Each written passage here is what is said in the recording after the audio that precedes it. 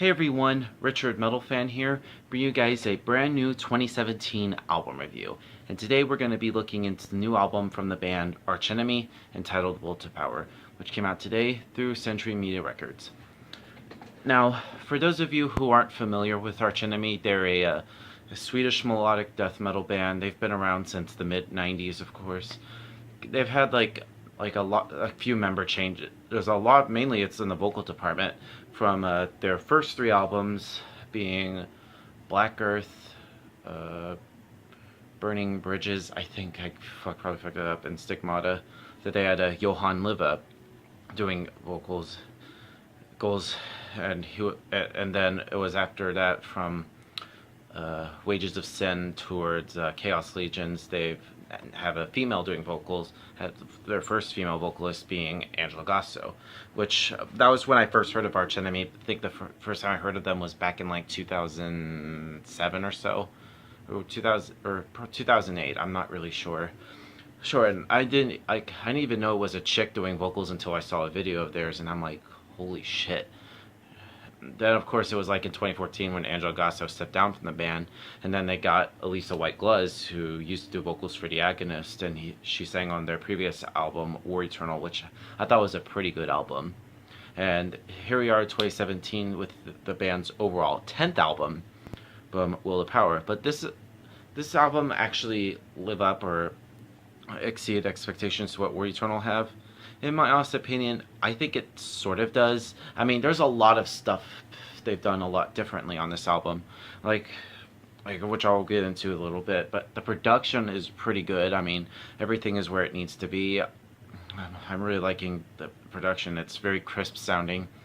The vocal work from Elisa is really good. I mean, she does like insane growls. Her growls are just really great. And this is actually, and believe it or not, the first time Arch Enemy has done clean vocals. I mean, Elisa has done clean vocals before. This isn't the first time she's done clean vocals. She's done clean vocals with The Agonist, and I think there was one song where she did clean vocals with Camelot.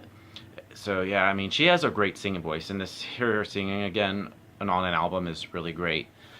Guitar-wise, I mean, Michael Amott and Jeff Loomis. This is the first album with Jeff Loomis, and the guy can shred. I mean, I've been a fan of him for a while, since of course with Nevermore, and his solo stuff is really great.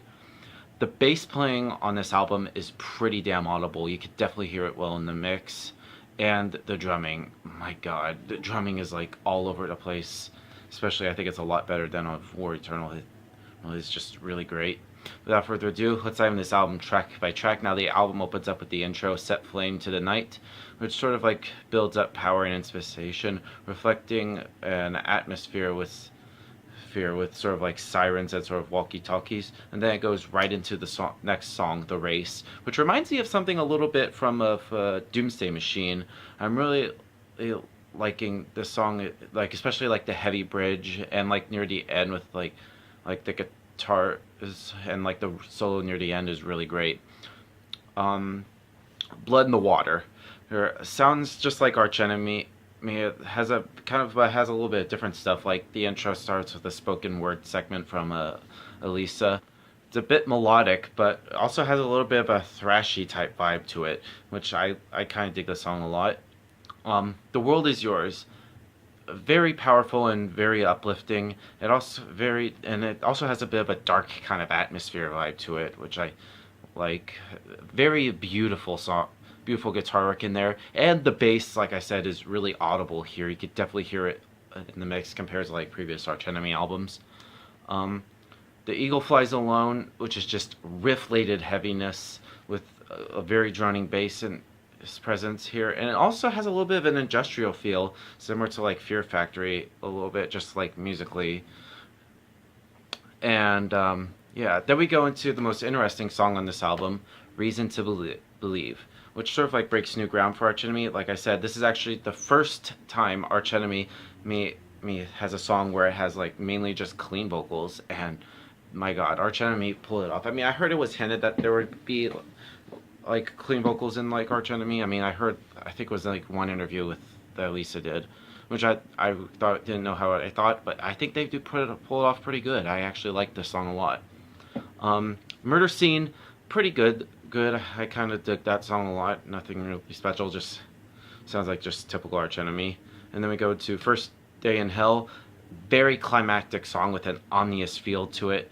Really good vocals and just the great drumming. It's just a really good song. It's crunchy and it's just a good song with a galloping pace to it. Saturnine, which is another little interlude. Same thing with like the intro, Set Flame to the Night. Now it's very mysterious sounding, this song, and then it fades out and then it goes into the next song, Dreams of Retribution, which some really good, same guitar tone. It sort of like carries like just the same pace as the other songs. My Shadow and I, it's an okay kind of song, but it just didn't really like please me. I'm sorry. But then the album actually closes on a high note with the song "A Fight I Must Win." It starts off with some strings in there, and it kicks in with a really groovy type riff. And musically, this song kind of reminds you a little bit of Carcass, since ironically, like Michael Amott and his brother Chris were members of that band. And I think correct me if I'm wrong, but overall, it's a great way to end this album. Now, overall, Will to Power by Arch Enemy is a pretty good album, I have to say. A lot of different stuff that they've done compared to like their previous couple records, and I think it's a good album. If I were to give this album a score, I'd probably give this a solid 9 out of 10. So yeah, let me know in the comments what you guys think of the new Arch Enemy album, and I'll see you all in the next video, and keep it metal.